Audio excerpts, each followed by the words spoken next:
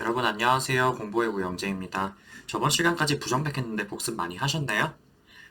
공부하고 문제를 풀어보니까 어때요? 생각보다 별로 뭐 그렇게 어렵지는 않죠. 막 책에 나오는 이상한 것들 이런 거 다 외워야 되나 하고 고민했는데 그런 것도 문제로는 딱히 안 나오고 의외로 맨날 나오는 것만 나오고요. 오늘 할 신부전도 마찬가지예요. 사실 신부전을 생리학적으로 들어가면 되게 어렵죠. 그리고 만약 내과를 전공하려면 신부전에 대해서는 정말 자세히 알아야 될 겁니다. 근데 모든 사람이 내과를 전공할 것도 아니고 하니까 꼭 신부전 내용을 하나부터 열까지 다 알아야 할 필요는 없어요. 그러니까 오늘부터 할 신부전 내용도 제 처음에 책을 펼치면 막 기초 내용이 엄청 나오고 이걸 꼼짝 끙끙 대면서 공부하려고 외우려고 하면은 되게 어려운데 결국 여기도 시험에 잘 나오는 내용은 정해져 있으니까 너무 어렵게 생각하지 마시고 저랑 강의 공부를 같이 해봅시다.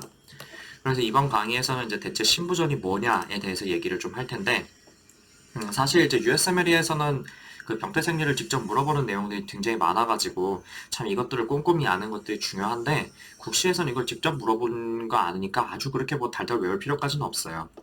그런데 책을 펼치면 일단 정상 심장의 생리에 대해서 나오는데 이 헤모다이나믹에 대한 내용을 모르면 앞으로 이제 심혈관계에 대해서는 뭐가 됐든 참 이해하기가 어렵고 깝깝해집니다.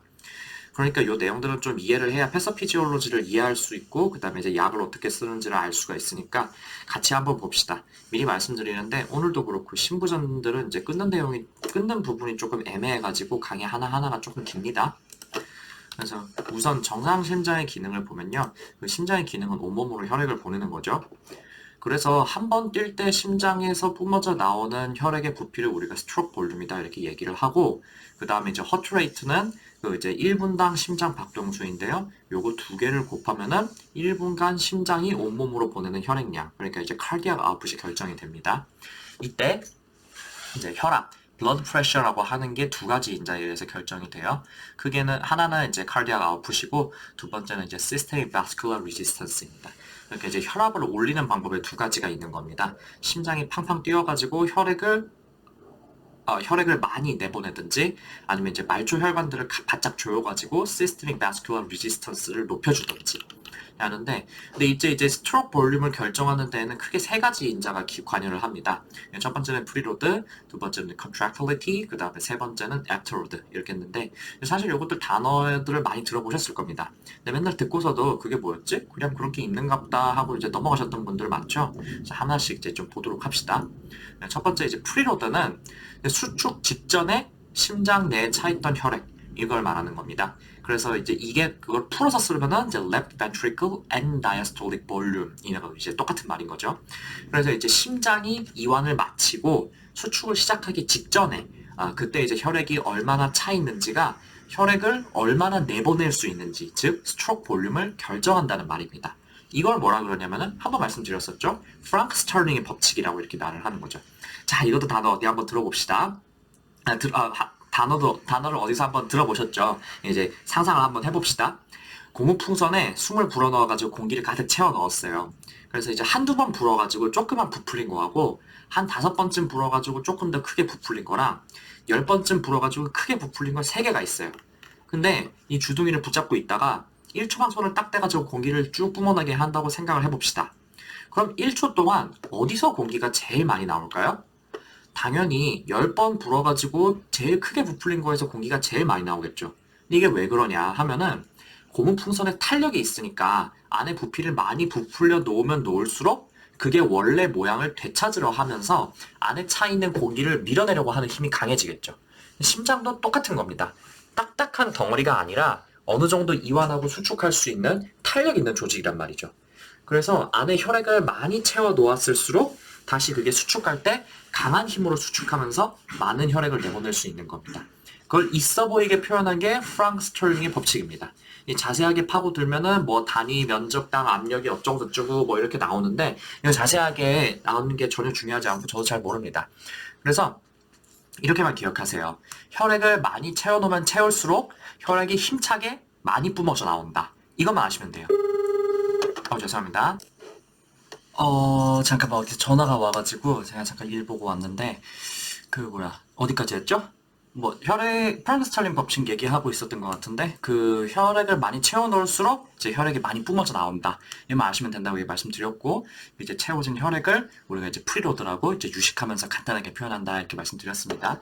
요 이제 뭐 밑에 떠 있는 거는 이제 뭐 잘 별로 중요한 내용은 아니고 이만 아시면 됩니다. 많이 채울수록 많이 뿜어져 나온다. 자, 그 다음에 이제 중요한 거는 이제 contractility, 그 수축력이라고 번역을 하는데, 이제 심장이 커다란 근육 덩어리잖아요. 그러니까 당연히 이제 설렁설렁 수축할 때랑 힘을 빡 줘서 세게 수축할 때랑 혈액을 내뿜을 수 있는 약이 달라질 수밖에 없겠죠. 그래서 여기 수축력에 관여하는 요소들이 나와 있는데, 간단히 말해서 adrenergic agonist들. 그러니까 이제 우리 몸에서 크게 나오는 게 크게 두 가지, 이제 norepinephrine, epinephrine 두 가지가 있는데, 얘네를 우리가 이제 카테콜라민이라고 부르잖아요. 그래서 얘네가 이제 우리 몸이 흥분 상태가 됐을 때 sympathetic nerve system에서도 나오고 그 다음에 adrenal medulla에서도 나와가지고 이제 혈액에서 혈액 상태에 돌아다니는 것도 있고 그렇잖아요. 그래서 이런 게 나오면은 이제 심장이 강하게 수축한다는 겁니다. 그래서 여기에 이제 이노트로픽 에이전트라고 이제 몇 가지 나와 있는데 얘네들이 보통 이 아드레널직 아고니스트랑 비슷하게 만들든지 아니면 이제 기능을 비슷하게 만들어가지고 심장을 강하게 뛰게 만드는 역할이다 이렇게 보시면 됩니다. 몇 가지 약이 있는데 이름을 기억해 두시면 좋을 것 같아요. 아이소프로테놀 이게 이제 베타 아드레너직 아고니스트죠. 도파민 이제 물론 이제 D1, D2 해가지고 도파민 수용체가 따로 있기는 한데 알파, 베타 아드레너직 리셉터에도 어느 정도 작용해서 심장을 뛰게 하고 혈관을 조금 수축해주는 그런 효과가 있습니다. 그다음에 도뷰타민 이것도 이제 베타 아드레너직 아고니스트죠. 역시 심장을 강하게 뛰게 해주는 효과가 있고 나머지 뭐 디지탈리스 그다음에 포스포다이에스터레이트 이니비터 이런 애들은 이제 아드레너직 아고니스트는 아닌데 다른 기전을 통해 가지고 심장의 수축력을 강하게 해준다 이렇게 보시면 되겠습니다. 어쨌든 우리 몸이 심박 출량을 올려야 할 때 쓰는 게 sympathetic nerve system (SNS랑) 이제 아드레널 메듈러를 통한 카테콜라민은 분비다. 이제 그걸 비슷하게 만드는 게 요 친구들이 있다 이렇게 아시면 되겠습니다.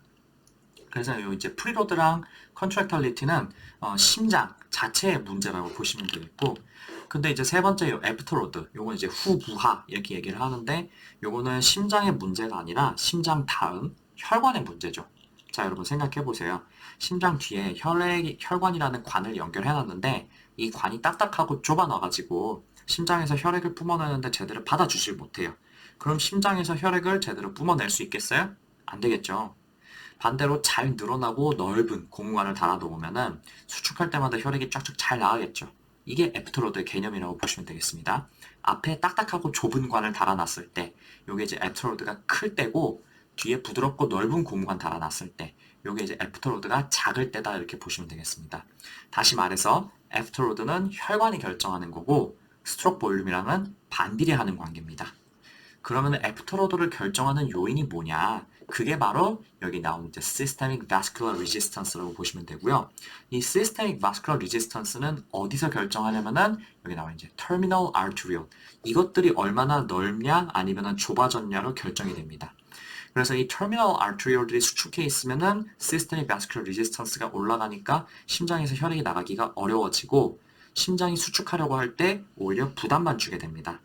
반대로 터미널 아트리들이 쫙 늘어나 있으면은 SVR이 떨어져서 심장에서 혈액이 잘 나갈 수 있게 되고 심장 부담을 줄일 수 있습니다. 자, 근데 여러분, 제가 예전에 베타 블로커 얘기를 하면서 그 베타1, 베타2 리셉터의 기능에 대해서 얘기했던 거 기억나세요? 부정맥제 파트에 있으니까 기억 안 나시면 다시 한번 보세요. 그때 뭐라고 했냐면은 베타1이 주로 심장에 작용하고 베타2는 말초 혈관에 작용한다 이렇게 말씀을 드렸죠. 그래서 방금 말씀드린 스트로크 볼륨을 결정하는 인자 중에 요 프리로드, 그 다음에 contractility, 요거는 이제 베타1 리셉터가 담당한다고 보시면 되겠습니다. 그래서 베타1 아고니스트를 사용하면은 심장의 프리로드와 contractility를 어느 정도 높이는 효과가 있고 반대로 블로커를 사용하면은 프리로드와 contractility를 조금 떨어뜨리는 효과가 있습니다. 그리고 베타2 리셉터는 peripheral vessel들을 dilation 시키는 기능을 합니다. 그래서 이제 베타2 아고니스트는 말초 혈관들을 좀 풀어줘서 SVR을 떨어뜨리는 역할이고 베타2 블로커는 말초 혈관들을 붙잡아줘서 SVR을 높여주는 역할입니다. 그래서 이거 USMLE 보시는 분들은 아주 귀가 딱지 않도록 자주 나오는 내용들이죠. 이제 국시에는 직접 물어보지는 않지만 그래도 이 정도는 알고 있으면은 이제 알고 있으면 유용하고 이제 의사라면은 이제 모르면은 안 되는 중요한 내용들이니까 기억해 두시면 좋겠어요. 마지막으로 한 가지만 더 합시다. 방금 이제 베타2 리셉터는 페리퍼럴 베슬들을 다일레이션 시키는 기능이다 이렇게 말씀을 드렸는데 반대로 이제 페리퍼럴 베슬들을 컨스트릭션 시켜주는 거는 뭔가요? 알파1 리셉터죠. 그래서 이제 알파1 리셉터랑 베타2 리셉터가 기능이 반대다. 이거를 좀 기억해 두시면 좋을 것 같아요.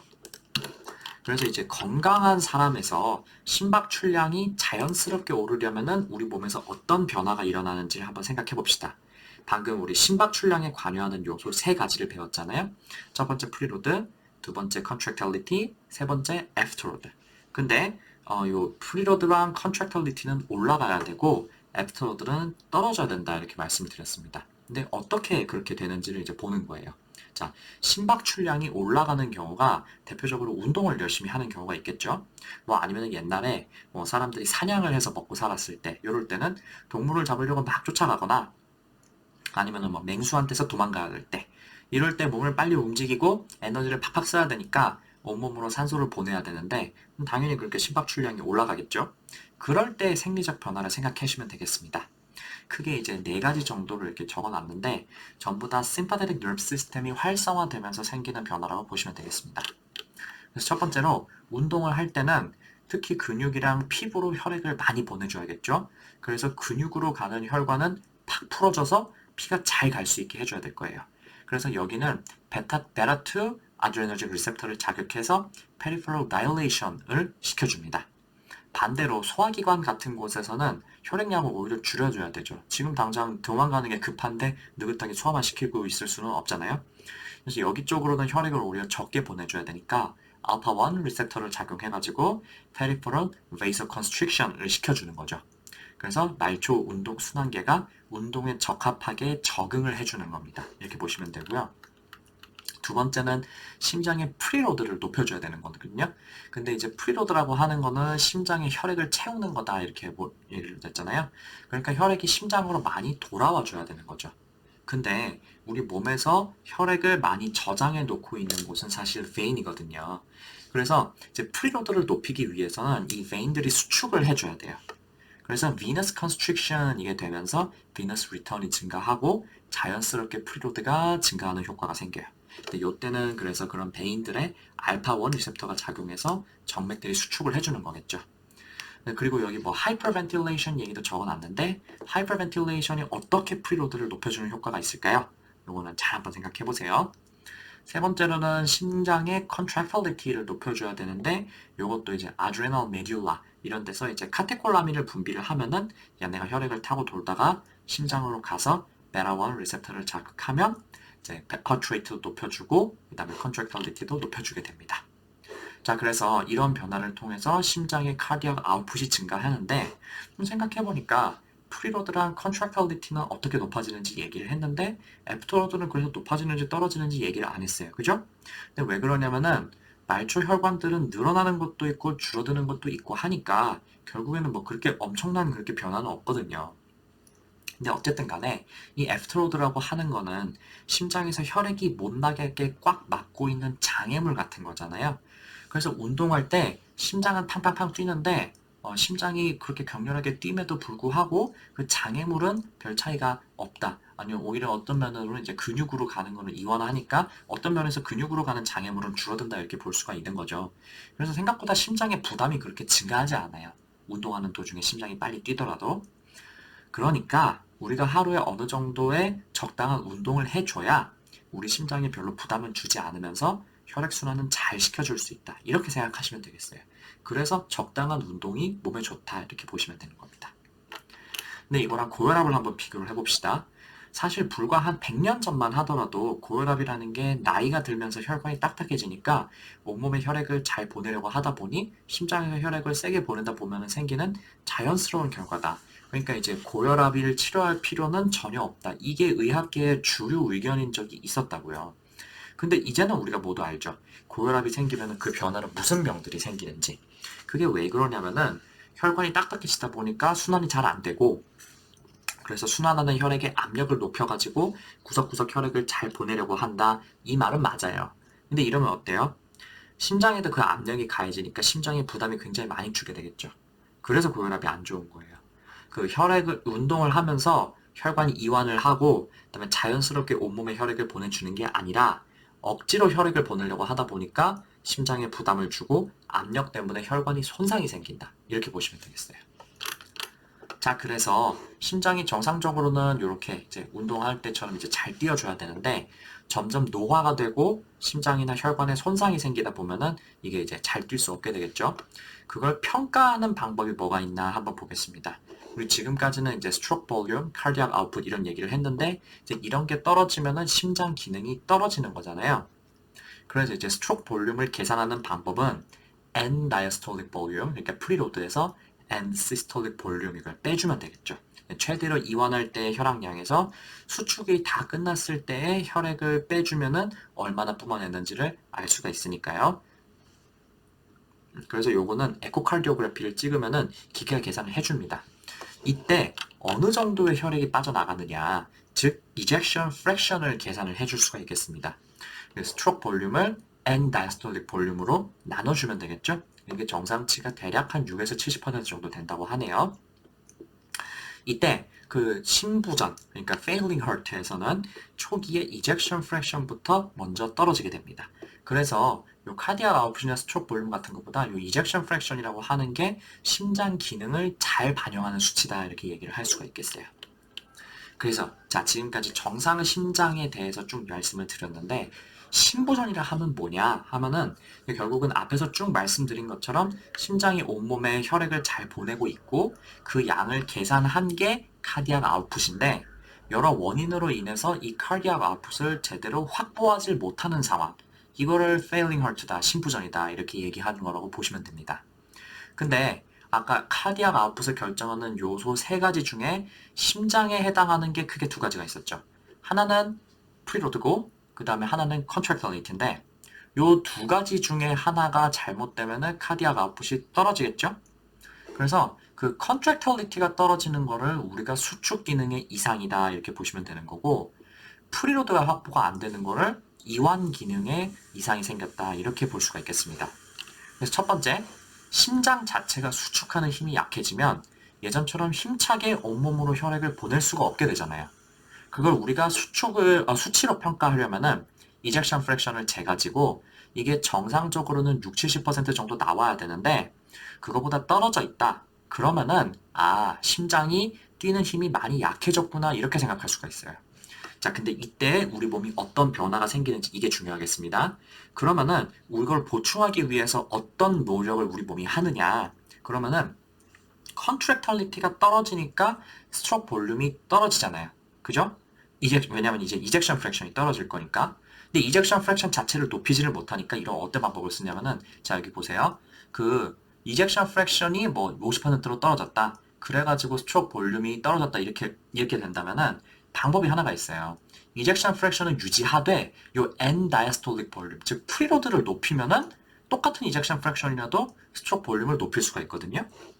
자, 그래서 물을 많이 끌어와갖고 심장이 프리로드를 많이 채우려고 하는 거. 이게 심부전에서의 변화라고 보시면 되겠습니다. 그러면은 심장에 물이 많이 차니까 어떻게 되겠어요? 심장이 커지게 되겠죠. 아까 그래서 프리로드가 left ventricle and diastolic volume LVEDV라고 한다 이렇게 말씀드렸잖아요. 그게 높아지는 것을 확인을 할 수가 있어요. 당연히 이제 엑스레이 찍으면 심장이 커진 걸 확인할 수가 있겠죠. 그래서 이런 식으로 심장이 점점 축 늘어나면서 커지는 거를 우리가 eccentric hypertrophy다 이렇게 부르는 겁니다. 그리고 이런 식의 심부전을 heart failure with reduced ejection fraction, HARPREV이다 이렇게 얘기를 하는 거고요. 이런 식으로 심장 모양이 점점 축 늘어진 풍선처럼 변하는 거를 우리가 뭐라 그러냐면은 cardiac remodeling이다 이렇게 얘기를 하는 겁니다. 이 단어 한번 들어보셨죠? 이제 시험에 직접 나오는 단어는 아니지만 이게 굉장히 중요한 단어니까 기억을 해두셨으면 좋겠어요. 반대로 말입니다. 심장이 수축하는 힘은 여전한데 이완이 제대로 안 된다. 다이어스톨리가 제대로 안 된다. 그래서 프리로드가 제대로 확보가 안 되는 경우가 있겠죠? 이럴 때는 암만 수축을 세게 해봐야 안에 뭐 혈액이 차 있지를 않으니까 밖으로 나가는 게 없겠죠. 그래서 이런 경우는 첫 번째, 심장벽이 두꺼워지는 경우가 있고요. 두 번째는 이제 심장벽이 딱딱해져가지고 제대로 이완을 못하는 경우가 있습니다. 심장벽이 근데 두꺼워지는 경우를 우리가 left ventricular wall hypertrophy 이렇게 얘기를 하는 경우죠. 그래서 그런 식으로 심장이 기능이 떨어지는 거를 우리가 heart failure with preserved ejection fraction, HFpEP이다. 그러니까 ejection fraction은 여전한데도 불구하고 심부전이 온 경우다 이렇게 얘기를 하는 거고요. 비슷한 조건이 생기는 게 이제 hypertrophic cardiomyopathy 같은 걸 들 수가 있고요. 이제 심장벽이 딱딱해지는 경우는 이제 restrictive cardiomyopathy, amyloidosis, 그 다음에 이제 constrictive pericarditis 이런 것들을 예시를 들 수가 있겠어요. 자, 그래서 지금까지는 이제 정상 심장의 기능에 대해서 공부를 조금 했었고 막판에 failing heart의 기전을 조금 살펴봤는데 지금부터는 이런 수축 기능의 이상이나 이완 기능의 이상이 대체 왜 생기게 되는지 그리고 그럴 때 어떤 증상들을 보이게 되는지를 조금 더 확인해 봅시다. 우선 심부전의 원인은 굉장히 다양한데 우리가 임상에서 주로 흔하게 치료 대상이 되는 원인 질환은 여기 이제 ischemic heart disease, 그 다음에 이제 선천성 심질환, 판막병증, 그 다음에 이제 고혈압에 의한 심장 질환들 뭐 이런 거를 들 수가 있겠어요. 그리고 이런 원인들로 인해서 심부전이 있던 없던 간에 갑자기 심장 기능이 확 나빠질 수 있는 것들이 또 이제 밑에 정리가 되었네요. 첫 번째, infection이나 sepsis, infective endocarditis 이런 게 생기면은 심장에 악영향을 줘가지고 심부전이 갑자기 확 생길 수도 있고 또 반대로 심부전이 있으면 역시 폐에 물이 차게 되니까 그것 때문에 인펙션이 잘 생기죠. 그러면 또 뉴모니아 이런 게 생기면서 그러니까 이게 이제 반대로 이제 서로 물고 물리는 거예요. 이제 심부전이 악화될 수 있는 원인이면서 이제 심부전 자체가 이런 인펙션의 원인이 된다 이렇게 생각하시면 되겠습니다. 두 번째로 부정맥인데 제가 저번에도 한번 말씀드렸지만 빈맥은 그 자체로 심장에 부담을 줍니다. 이제 열심히 뛰어야 되니까 산소 소모량은 늘어나는데 이게 이제 중요한 게니까 기억하셔야죠. 심장 혈관으로 그 이제 혈액이 공급되는 시기는 심장이 이완하는 기간, 그러니까 즉 다이아스톨리 동안이거든요. 이거 굉장히 중요한 개념입니다. 그 coronary perfusion fraction은 이제 그 혈액 중에서 혈압 중에서 DBP가 중요한 거고, 그다음에 coronary blood flow는 주로 심장이 다이아스톨리 하고 있는 동안에 공급이 됩니다. 근데 심장이 너무 빨리 뛴다고 생각을 해보세요. 이 다이아스톨리 기간이 상대적으로 적어도 줄어들겠죠. 그러니까 그 심장 혈관의 혈류 공급이 떨어지게 된다는 거죠. 이게 이제 스텝 1이나 이제 CK에 종종 등장하는 얘기니까 좀 기억을 해두시고요. 그리고 또 이제 그 아리드미아는 AV 디소시에이션이나 이런 AV 디소시에이션을 유발을 할 수가 있겠죠. 그래가지고 뭐 AFib이라든지 뭐 VT 이런 게 있어가지고 이제 심실이랑 심방이 따로 돌 때 당연히 프리로더를 제대로 채워 넣을 수가 없어요. 그러다 보니까 이럴 때도 acute heart failure가 생길 수가 있겠죠. 세 번째로 볼륨 오버로드. 이제 그 혈압이 떨어진다고 수액을 너무 때려 부었다가는 심부전이 생겨지고 심부전이 심해지고 펄모너리 에데마가 생길 수 있다. 이렇게 보시면 되겠고요. 마지막으로 뭐 MI나 하이퍼텐션 이게 갑자기 심해지면은 뭐 얘네들은 뭐 그 자체로 심부전의 원인일 수도 있겠지만 동시에 심부전의 악화 요인이기도 합니다. 이런 식으로 심장의 기능이 떨어질 때 우리가 이런 거를 임상상에 따라 가지고 여러 가지로 분류를 할 수가 있는데요. 뭐 요거는 이제 아주 시험에 직접적으로 물어보는 내용은 아닌데 대략의 패서피지올로지가 요 정도 나오는 내용이고 그런 이제 패서피지올로지를 간접적으로 물어보는 거는 이제 CK에 종종 나오는 내용입니다. 그래서 이런 거는 이제 달달달 뭐 외우고 그런 거는 아닌데 이해를 좀 잘 하셔야 되겠어요. 첫 번째 그래서 심부전을 어떻게 분류할 수가 있냐면은 급성 심부전과 만성 심부전으로 구별을 할 수가 있겠습니다. 이제 급성 심부전은 말 그대로 심장 기능이 팍 떨어져 버리는 거죠. 그래서 원인은 이제 트라우마나 infective endocarditis, massive MI 이런 게 생겼을 때는 사실은 심장이 갑자기 멎어버리는 거나 다름없는 그런 상황이 되는 거죠. 그래서 이럴 때는 어때요? 혈압이 뚝뚝 떨어집니다. 그리고 이제 말초 부종은 사실 뚜렷하지 않아요. 이게 왜냐면 이제 페리퍼럴 에데마라고 하는 거는 기본적으로 이제 볼륨 오버로드 때문에 생기는 거거든요. 이제 그래서 그거 대신에 나타나는 거는 뭐냐면은 폐에 혈액이 차요.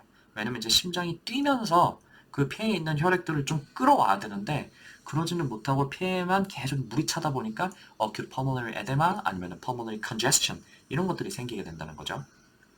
그에 비해서 그 만성 심부전은 심장 기능이 천천히 떨어지는데 제가 아까도 얘기를 좀 드렸지만 이때는 심장이 기능 유지를 하려고 오만 노력을 다 한다는 거죠. 그게 특히 이제 물을 끌어오려고 안간힘을 많이 씁니다. 그래서 우리 자체 몸이 약간 뿌는 겁니다. 그래서 전신 부종이 생기는 거고, 이때도 펄머너리 서큘레이션이 물론 잘 안 될 거니까 올솜니아라든지 등에 이제 펄머너리 에데마는 물론 생기는데, 이제 어큐트 펄머너리 에데마에 비해서는 이제 점점 심해지는 형태로 이제 생깁니다. 그래서 이제 그것 때문에 올솜니아를 생길 수가 있고, 근데 그렇다 하더라도 어큐트 헐 페일러와는 다르게 혈압은 대개 말기까지 유지가 됩니다. CHF 있다 하더라도 혈압이 떨어지진 않아요. 자, 그 다음에는 볼 수 있는 게 이제 right-sided heart failure와 right-sided heart failure와 left-sided heart failure. 이제 첫 번째 보시면 이제 right-sided heart failure는 right ventricle 기능을 못하게 되는 거죠. 그럼 어떻게 되냐면은 systemic venous return을 제대로 받아주질 못하게 되는 거죠. 그래서 원래는 혈액이 온몸을 돌고 right ventricle로 돌아가야 되는데 그렇지를 못하는 거죠. 그래서 그것 때문에 혈액이나 아니면 물이 부드러운 조직들에 쌓여가지고 이제 systemic edema, 그 다음에 congestive hepatomegaly 이런 것들을 보이게 되고, 그다음에 특징적인 소견 systemic venous return systemic venous distension 이거를 보이게 됩니다. 근데 right sided heart failure의 가장 흔한 원인은 뭐냐면요, 사실은 left heart failure 때문에 폐에 물이 차고 그것 때문에 거꾸로 right heart에 프레셔가 걸리고, 그러다 보니까 결국 right heart까지 문제가 생기는 게 제일 흔한 원인입니다. 근데 이제 left heart failure가 없이 단독으로 right heart failure만 생기는 거는 원인이 뭐냐? 주로 이제 첫 번째는 이제 폐에 문제가 생기는 경우들. 예를 들면 이제 primary hypertension이나 아니면 chronic pulmonary thromboembolism, 아니면 또는 이제 COPD나 ILD가 심해가지고 이제 오른쪽에만 부하가 크게 걸리는 거. 이런 거를 둘 수가 있겠습니다. 자, 그 다음에 이제 left-sided heart failure는 이제 pulmonary venous return을 제대로 받아주질 못한다. 아까 이렇게 말씀드렸죠. 그래서 그러다 보니까 이제 lung의 congestion, pulmonary edema가 심해지고, 그래서 이제 dyspnea, orthopnea 이런 걸 이제 보이게 되겠습니다. 마지막으로 이제 backward, forward failure 이렇게 되어 있는데, 이거는 뭐 사실 이제 신부전의 분류라기보다는 이제 결국에는 신부전이 생기면은 심장 앞뒤로 다 문제가 생긴다는 거, 이렇게 보시면 돼요. 자, 그래서 여기서 쭉 보시면은 이제 아까 신부전의 가장 흔한 원인이 그 이제 ischemic heart disease다 이렇게 말씀을 드렸잖아요. 그럼 어떻게 되냐면은 left ventricle이 기능을 못하게 되겠죠. 그러면은 거꾸로 이제 폐에 압력이 걸린다고. 왜냐면 그 혈액들이 left ventricle로 자꾸 오면서 그 다음에 이제 온몸으로 자꾸 퍼져야 되는데 앞에서 지금 정체가 걸리니까 뒤에 계속 쌓인다고. 그럼 어떻게 되냐면은 acute pulmonary edema가 생기다 보니까, 그럼 결국 어떻게 돼요? 그럼 결국에는 그것도 이제 거기에 쌓이다 보니까 뒤쪽에 또 뭐가 쌓여가지고 그 정체가 생기겠죠? 그러면 right ventricle에 문제가 생기고, 그러다 보니까 다시 right heart failure가 생기고, 그러다 보면은 전신 정맥에 압력이 생기고, 그 다음에 그러다 보면은 이제 전신 부종 생기고 수분, 염분 저류 이런 것들이 계속 반복한다고 보시면 되는 거죠. 결국은 온몸에 문제가 생긴다고 보시면 됩니다. 어차피 다 연결이 돼 있으니까 그렇게 될 수밖에 없는 거죠. 그럼 backward failure는 되게 쉬워. 그러면 이제 forward failure는 뭐냐? 이거는 무슨 말이냐면은 이제 결국에 심장에서 혈액을 제대로 내보내지를 못하게 되니까 전신의 effective circulatory volume이 떨어진다. 이렇게 보는 거죠. 그러니까 이제 순환이 잘 안 된다 이 말입니다.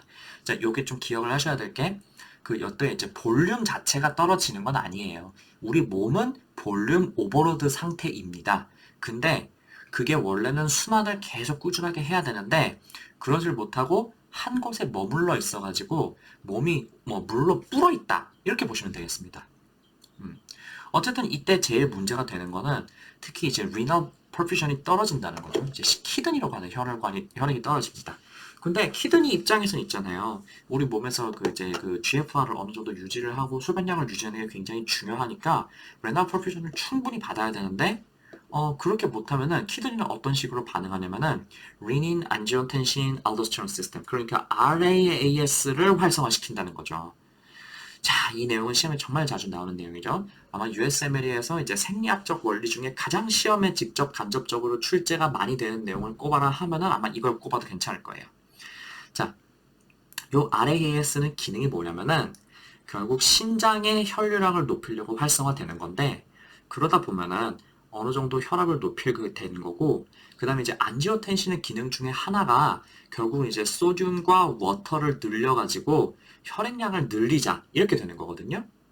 그러다 보면은 이제 결국엔 물도 늘어나고 혈압도 높아지고 하다 보니까 심부전이 악화될 수밖에 없는 겁니다. 이게 굉장히 심해지다 보면은 이제 결국은 심장이 제대로 기능을 못 하는데 리널 퍼퓨전이 쭉 떨어져 버리니까 그것 때문에 GFR도 떨어지고 크레아티닌이 올라가요. 이런 거를 심장 원인의 이제 그 심장이 원인이 돼가지고 키드니가 기능이 떨어진다라고 해서 cardio renal syndrome이다 이렇게 부르게 됩니다. 근데요, 뭐 지금까지 열심히 떠들었지만은 사실 이런 식의 그 임상적인 분류는 이제 크게 중요한 분류는 아닙니다. 결국은 사실 지들끼리 다 연관이 되는 내용이고, 그다음에 하나 망가지면 다른 거 하나 망가진다 이거 너무 당연한 내용이거든요. 근데 오히려 임상에서 중요한 거는 조금 전에 이렇게 heart failure가 결국에는 이제 심장의 수축 기능의 이상, 이완 기능의 이상 이렇게 이제 문제가 생기는 거다 이렇게 말씀을 드렸잖아요. 근데 이제 그 중에서 수축 기능의 이상이 하프랩이고 이완 기능의 이상이 하프펩이다. 이렇게 말씀을 드렸는데 요게 오히려 시험을 보는 입장에서는 조금 더 중요해요. 이제 그러면은요. 여기서부터는 이제 CK를 보실 분들을 위해서 하프랩의 기전을 조금 더 자세하게 볼게요. 이게 상당히 자주 나오는 주제이기 때문에 자세하게 알고 계셔야 됩니다. 그래서 바쁘신 분들은 조금 넘기셔도 괜찮습니다. 우선 하프랩은 원인이 아까 cardiac muscle contractility가 떨어지는 거다 이렇게 말씀을 드렸죠. 그 contractility가 떨어지는 원인 중에 하나가 첫 번째는 left ventricle 자체가 기능을 못하게 되는 거. 그래서 이제 뭐 이스키미아가 왔다든지 아니면 cardiomyopathy 여기서 말하는 cardiomyopathy는 이제 dilated CMP, DCMP를 말하는 겁니다. 이런 게 있을 수가 있고요. 또는 판막 병증이 생겼을 때, 요럴 때는 이제 컨트랙탈리티랑 상관없이 이제 프리로드가 굉장히 높아질 수가 있거든요. 어쨌든 그러다 보니까 이제 프리로드가 높아지는 거, 이게 이제 하프랩의 핵심 패서피지올로지가 되겠습니다.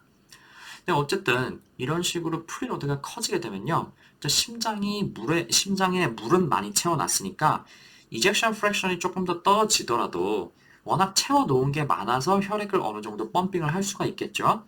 그리고 아까도 말씀드렸지만 이제 심장에 물을 많이 채워놔가지고 심장이 빵빵하게 늘어나면 마치 고무풍선처럼 심장벽 자체의 탄성에 의해서 수축하는 힘이 강해진다 이렇게 말씀드렸습니다. 이런 걸 유식한 말로 프랑크 스털링의 법칙이라고 말한다 이렇게 얘기를 했죠. 그래서 이제 이 프리로드의 상승으로 그 자체로 컨트랙터리티가 어느 정도 높아지기 때문에 어느 정도 카디악 아웃풋이 초기에는 유지가 됩니다. 근데 잘 생각 한번 해봅시다. 고무풍선도 있잖아요. 거기에 공기를 계속 채워놓으면은 언젠가는 이게 쫀쫀하게 수축이 잘 안 되고 여기저기 늘어나 버리잖아요. 심장도 똑같아요. 수축력이 떨어지는 근본적인 원인은 해결이 안 된 상태에서 자꾸 물만 채워 넣으니까 심장도 축 늘어져 버린다 이 말입니다. 그래서 이런 거를 우리가 뭐라 그러냐면은 eccentric hypertrophy라고 하는 거고 이거랑 똑같은 말이 left ventricular wall dilatation 이라는 거고 그 다음에 요거를 다르게 말하면은 left ventricle의 compliance가 상승한다 이렇게 되어 있어요. 자, 요 compliance라는 단어가 굉장히 중요하니까 꼭 기억하세요. 이 단어가 진짜 그 폭풍 오답을 유도하는 주범이거든요. 별로 어려운 내용도 아닌데 이 단어만 나오면은 문제 정답률이 팍팍 떨어지는 그런 효과가 있어요. 근데 이제 전혀 어렵게 생각하실 거는 없고요. compliance가 높다는 말은 그 티슈나 organ이 축 늘어져 있다는 말하고 똑같아요. 반대로 compliance가 떨어진다는 말은 딱딱하게 굳어가지고 확 쪼그라져 들어있다. 늘어나지 않는다. 이거하고 똑같은 말이에요. 이 단어가 이제 순환기랑 호흡기에 굉장히 자주 나오는데 이렇게 이해하시면 거의 틀리지 않아요. 그 어쨌든 간에 심장벽이 공줄 늘어난 것처럼 얇게 축 늘어난 거를 eccentric hypertrophy라고 하고 이거랑 LV wall dilatation 또는 이제 LV compliance 상승 이렇게 부른다 이렇게 기억을 하시고요. 이건 다 어느 정도 이제 카디악 아웃풋을 유지하기 위한 방법인데요. 어느 정도 선을 넘으면 이런 식으로 컨트랙탈리티를 유지하기 위한 노력이 한계에 달해야 해요. 그래서 심장벽이 너무 얇아지다 보니까 이제 수축할 근육 자체가 얼마 남지를 않는 겁니다. 그래서 이렇게 되면 우리가 뭐라 그러냐면 그거를 이제 decompensated heart failure라고 하는 거죠.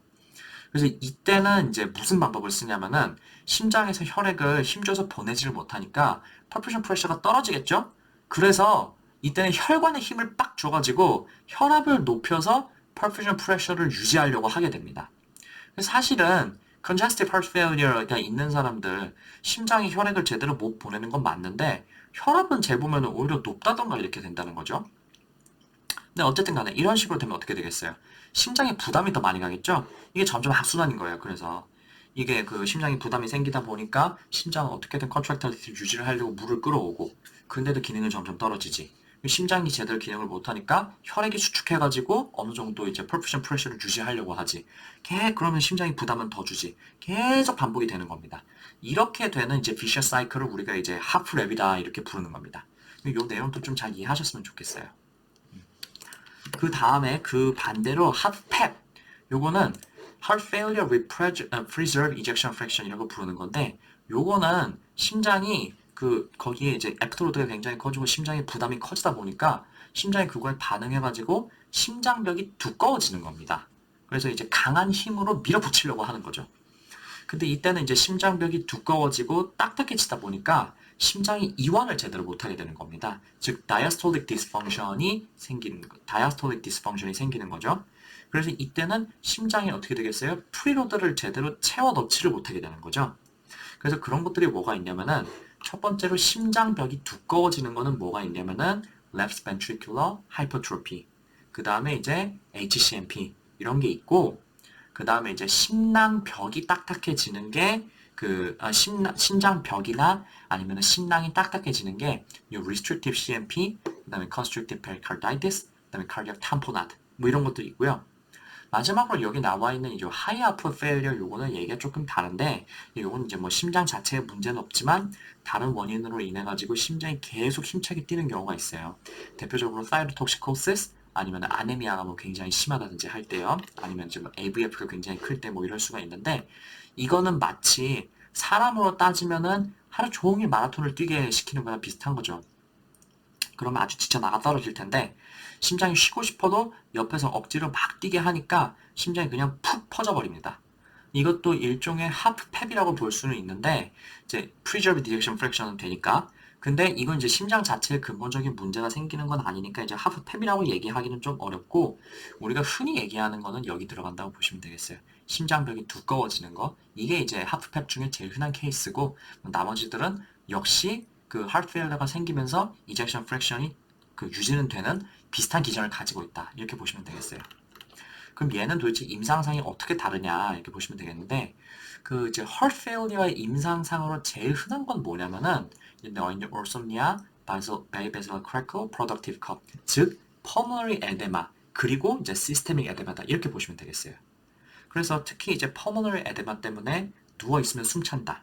그다음에 orthopnea가 있고 그다음에 이제 bilateral crackle을 확인할 수가 있고 기침도 계속 나오고 이러는 거죠. 그러면은 보통은 이런 증상을 보면은 congestive heart failure가 있구나.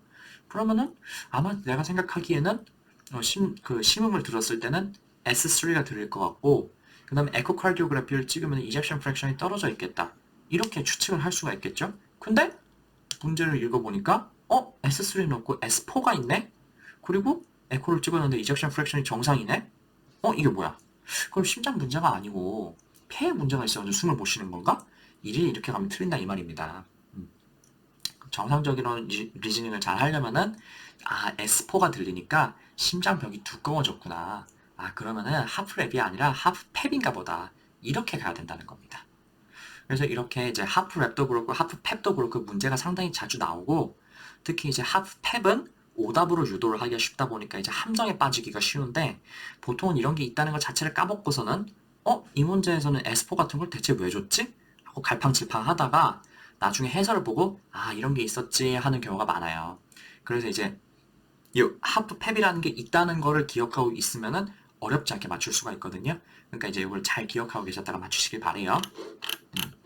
자, 그래서 지금까지는 정상 심장, 그러니 그 정상 심장이 어떻게 잘 뛰는지, 그 다음에 이제 심부전이 생기면 어떤 패서피지올로지가 있는지 이런 걸 간단히 봤는데, 그러면은 이제부터는 이제 심부전이 생기면은 도대체 증상이 뭐 어떤 걸 보이게 되느냐, 처음에 CC를 뭘 주면은 우리가 심부전 쪽으로 접근을 해야 되느냐, 이걸 한번 공부를 해보겠습니다. 우선 첫 번째로 흔한 증상은 뭐냐면은 호흡기계 증상. 이게 이제 클루를 잡기가 되게 제일 쉽죠. 그 숨쉬기가 힘든데 특히 운동할 때 숨쉬기가 힘들다거나 아니면은 가만히 앉아 있을 때는 괜찮다가 그 누워서 자려고 하면은 숨이 막 찬다. 그래서 잘 때 그냥 못 자고 베개를 받치고 자야 한다. 아니면 안락의자 같은 거에 앉아야 숨이 안 차고 잘 수가 있다. 뭐 이런 얘기죠.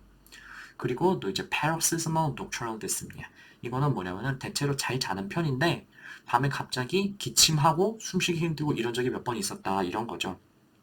이게 왜 그러냐면은 이제 누워 있다 보니까 그 숨이 더 차는데 잘 때 호흡 기능도 사실 약간 떨어지게 되거든요.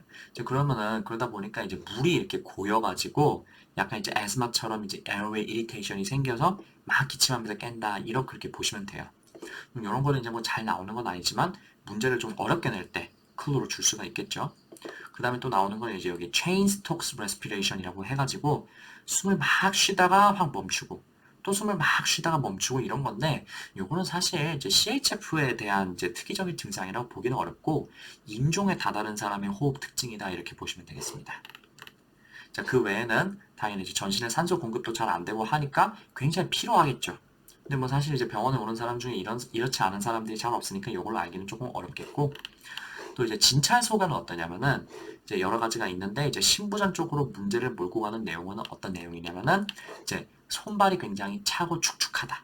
그 다음에 프리티비얼 에데마가 있다. 어딨냐? 프리티비얼 피팅 에데마가 있다.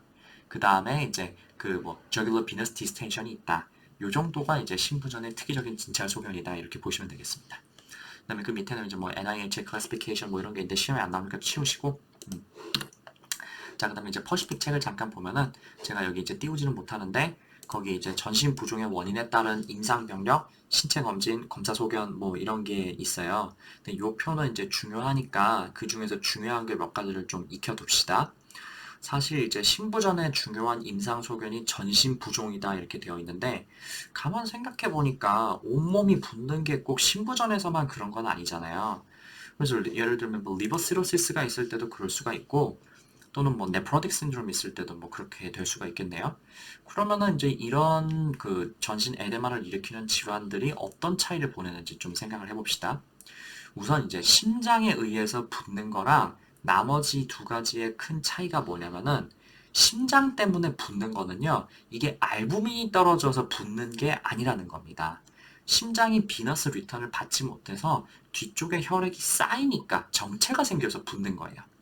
그래서 얘는 있잖아요. 어떠냐면은 그 심장이 혈액이 쌓인다. 그래서 pulmonary edema, 그다음에 pulmonary congestion 이런 게 생기기 때문에 호흡곤란, 그리고 이제 jugular venous return이 안 되기 때문에 jugular venous distension 이런 거를 문제에서 주게 돼 있습니다.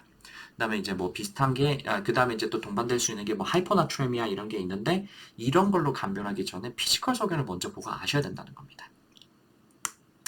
그에 비해서 리버시로시스나 네프로틱 신드롬이 있을 때도 여전히 부을 수가 있는데 이거 왜 붓냐면은 알부민이 부족해서 온코티 프레셔가 떨어지다 보니까 몸이 붓는 거거든요.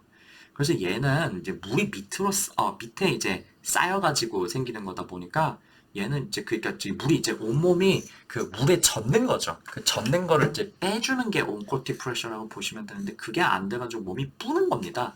그래서 얘는 저글러 비너스 디스텐션은 없어요. 그리고 또 차이가 퍼머너리 에데마는 리버시로시스든 네프로틱 신드롬이든 보통 없다는 겁니다. 왜 그러냐면은 당연히 이제 온코티 프레셔가 떨어지니까 폐에도 자꾸 물이 빠져나와서 차긴 차는데 폐는 끊임없이 움직이면서 서큘레이션을 도와주기도 하고 또 자체로 림파틱스가 아주 발달해 있어서 그 빠져나온 물들을 지가 알아가지고 계속 빼줘요. 그래서 몸은 많이 붓고 특히 이제 복수가 많이 차는데 숨차다는 얘기는 잘 안 하는 겁니다. 자, 그 외에 당연히 이제 간 문제면은 만성 간 질환의 이제 신체 검진 소견들 거기 쫙 있는 거 그런 거를 좀 줄 거고 또 이제 뭐 키드니 문제라면은 키드니 문제를 시사하는 다른 것들 뭐 예를 들면 심한 단백뇨라든지 아주 높은 크레아티닌 떨어지는 GFR 하이퍼칼레미아 이런 것들을 줄 수가 있겠죠. 이제 그래서 부가적인 그런 정보들이 뭐가 있는지 잘 살펴보시고 요거는 외우는 것도 외우는 건데 이제 문제들을 풀면서 한번 그 문제 옆에 그 표를 두고 문제를 푼 다음에 나중에 이제 복습하면서 그 표를 두고 이 문제에서는 어떤 신체 검진 소견을 주면서 그 심장 원인이나 아니면은 다른 원인의 에데마를 감별하라고 줬나 이런 거를 한번 살펴보는 게 굉장히 도움이 많이 됩니다. 그래서 그 복수 차거나 하는 문제에 보면은 그 물 빼갖고 뭐 SAAG가 어쩌고 저쩌고 해가지고 수치를 열심히 외워가지고 이제 문제를 랩으로만 풀려고 하는 그런 경향이 있거든요. 근데 사실은 잘 만든 문제들은 그 랩을 보기 전에 피지컬 examination을 통해서 대략의 임프레션을 잡을 수 있도록 소견을 준단 말이죠. 그리고 진짜 어려운 문제들은 아예 랩을 애매하게 주든지 아니면 반틈만 줘요. 랩만 보고 감별 못하게. 이런 거를 그래서 우리가 파악을 하면서 문제를 보면은 되게 문제가 새롭습니다. 그래서 다음에는 페리퍼럴 이데마나 아니면은 아사이디스 문제를 풀 때 그 병력이나 아니면은 피지컬로 미리 혹시 이 문제에서 힌트를 주지 않나? 그런 걸 한번 살펴보시는 게 굉장히 도움이 많이 될 겁니다. 자, 그러면은 이제 신부전이 있을 때 원인 증상 뭐 이런 거 봤고요. 그러면 이제 신부전 환자가 왔을 때 우리가 어떤 피지컬 exam이나 랩을 할 수 있나 이걸 좀 볼 텐데요. 우선 피지컬을 한번 좀 볼게요. 여기 이제 그 심장성 원인을 구별하는 방법 중에 하나가 여기 헤파토저귤러 리플렉스라고 이렇게 나왔는데, 자, 우리 아까 있잖아요. 심장성 원인과 다른 원인을 구별하는 방법 중에 하나가 jugular venous distension이다 이렇게 얘기를 했잖아요. 이게 왜냐면은 이제 시스템의 비너스 리턴을 받아주질 못해서 거기 이제 저기 그렇게 이제 베인이 늘어난다 이렇게 볼 수가 있는데, 근데 그럼 보이면은 이제 그럼 보이는구나 심장 원인이겠구나 이렇게 생각을 할 수 있는데, 없다고 그거 없으니까 심장 원인이 아닌가 보다 이렇게 얘기할 수는 없다는 거죠. 그래서 억지로 저귤러 비너스 디스텐션을 만들어 보는 방법이 있어요. 그게 바로 헤파토저귤러 리플렉스입니다. 그래서 이제 복수가 차거나 그런 사람에서 심장성 원인이냐 아니면은 딴 거냐를 보고 싶을 때 환자를 눕혀놓고 한 45도 정도만 몸을 좀 세우게 한 다음에 윗배에 복수가 찬 부분을 쭉 누르는 겁니다. 꾹 누릅니다. 그러면은 그 이제 아래쪽에 그거를 누르니까 비너스 리턴이 늘어나거든요. 왜냐면 정맥이 누르니까 이제 그게 다시 그 심장으로 가겠죠. 근데 그러면은 이때 만약에 심장 문제라면요. 요게 프리로드가 갑자기 확 늘어난 거를 감당을 못 하겠죠. 그러다 보니까 그게 이제 JVD가 생긴다는 겁니다. 근데 뭐 그게 아니라 심장 문제가 아니라면은 비너스 리턴 증가하는 걸 심장이 충분히 받아줄 수 있으니까 JVD가 생기지 않겠죠? 그래서 이제 같이 써볼 수 있는 방법으로 흔한 게 이게 뭐랑 되게 비슷하냐면은 이 쿠스마 사인이랑 굉장히 비슷해요. 자, 우리 쿠스마 사인은 뭐냐면은 이제 숨을 굉장히 크게 크게 후하고 들이셨는데, 그러면 원래 저글러 비너스 디스텐션이 없어져야 된다 이렇게 말씀드렸습니다. 근데 그러지를 못하고 더 심해지는 거, 이게 쿠스마 사인이잖아요. 그래서 이게 constrictive pericarditis의 특징적인 피지컬 소견이다 이렇게 말씀을 드렸죠. 그래서 이런 경우랑 동반이 될 수가 있겠습니다. 심장성 원인의 heart failure에서요. 그래서 이제 그 다음에 할 수 있는 랩으로는 당연히 시비리드 EKG는 찍겠고, 체스트 엑스레이는 찍을 건데, 그 다음에 이제 혈액 검사로 나가는 게 BNP 이거죠. Brain Natriuretic Peptide. 줄여서 이제 BNP라고 부르는데, 요거는 뭐냐면은 이제 높을수록 안 좋은데, 신부전이 심한 사람들은 뭐 수치가 뭐 한 1만 이렇게 나올 수도 있어요.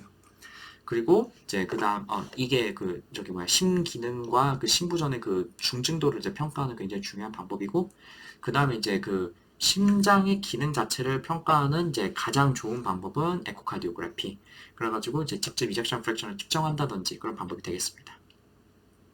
그래서 요 디스미아라든지 올솜니아 이렇게 이제 심부전이 의심되는 환자에서 검사나 피지컬을 여러 가지 할 수가 있겠는데, 에코 빼고 이 심장 원인임을 가장 확실하게 알 수 있는 검사가 요 프로BNP 검사입니다.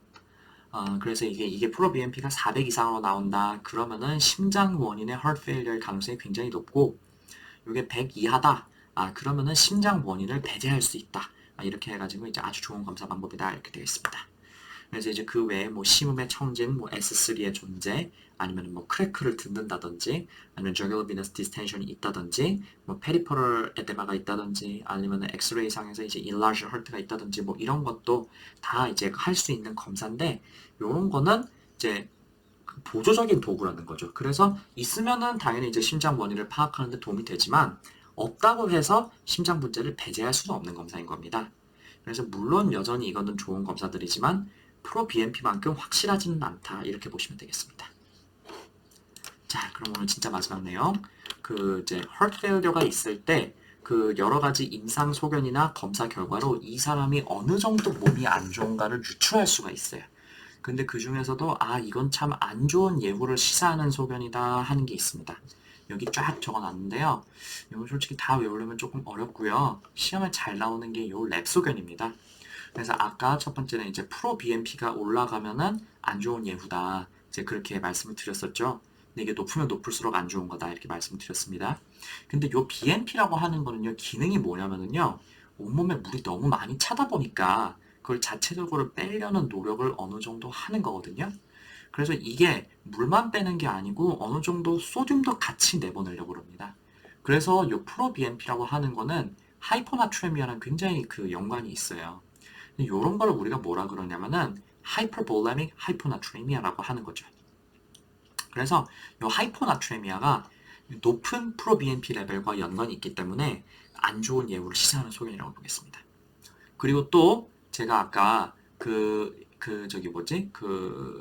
심장에 문제가 있으면은 이게 결국은 키드니 문제로 넘어가면서 RAAS가 활성화되는데 eventually 결국은 이제 effective circulatory volume이 떨어지면서 GFR이 떨어지고 크레아틴이 상승한다라고 말씀을 드렸죠. 네, 그리고 그런 거를 cardio-renal syndrome이라고 한다고 말씀드렸고요.